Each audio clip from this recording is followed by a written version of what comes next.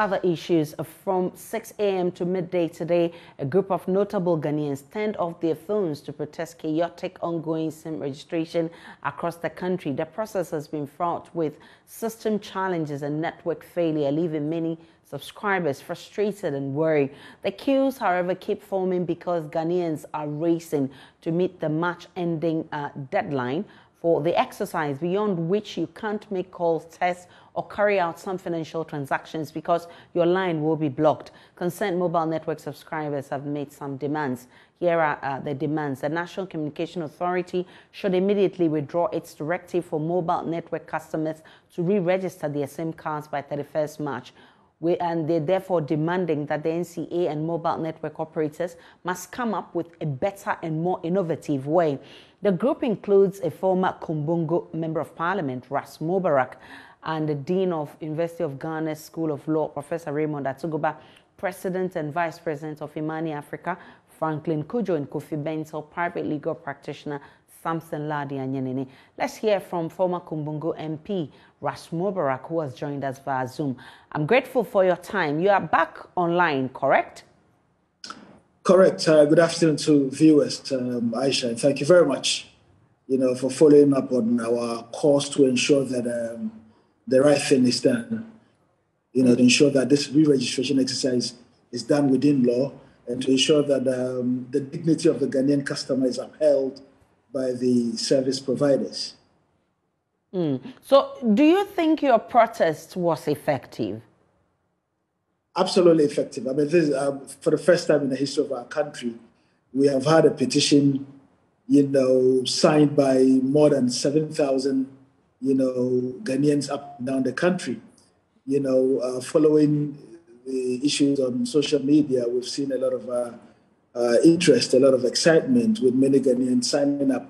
As a matter of fact, there were a lot who felt that, this should have been an entire day's program, and we are hopeful that by the close of next week, some of the demands that we have put forward would be addressed, because if they were not to be addressed, then it will leave us with no option than to scale the protest, to 12 hours.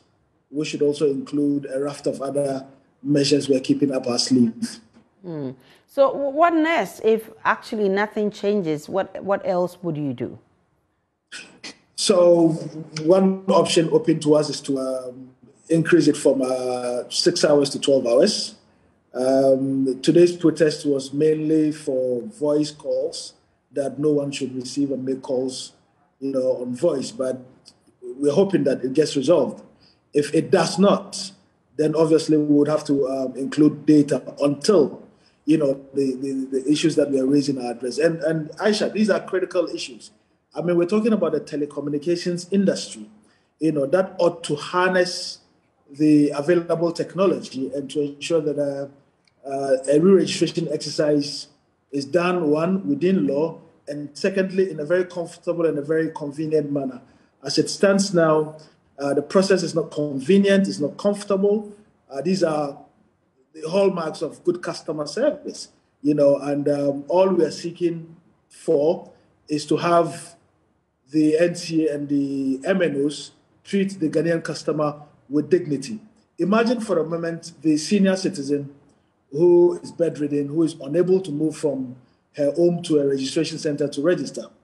Imagine the Ghanaian woman who has had to register her Ghana card in her maiden name, and then when she got married, assumed another name, but is told that she cannot, have her SIM card synchronized and recognized because the name on her Ghana card, which is her maiden name, is different from what she's presenting currently.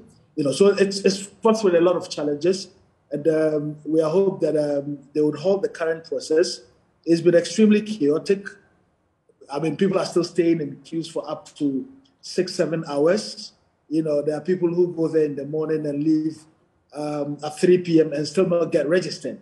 So it's a lot of frustration. And imagine the taxi driver who's had to, spend 5 hours in a queue. He's definitely going to lose our daily bread. And these are the sort of things that Ghanaians are confronted with. Fortunately, we can harness new technology, build a mobile app, get this thing done appropriately without human interface. So how long are you expecting to get results, and failure to do so, which will lead to the second leg of your protest? So we gave them ample time from the time that we announced the protest until today, when the first leg of the protest kick-started. It's been about a month. They haven't shown any interest in addressing the issues that we have raised. And we are well poised to continue next week and in ensuing weeks, just to drum home the issue that, look, it will be unconstitutional to block the SIM card of any Ghanaian, because inherent in our constitution is a right, inalienable right to own property. People's SIM cards are their properties. The senior citizen who is home, who only enjoy moments with their grandchildren or his grandchildren when they get to call them, should not be denied or deprived of an opportunity, to engage family and friends. I'm grateful for your time. Ras Mubarak is former Kumbungo MP, and he's a member of the group who are observing no call day from 6 to 12 today. He says they would continue with the protest if they do not get response from the appropriate authorities.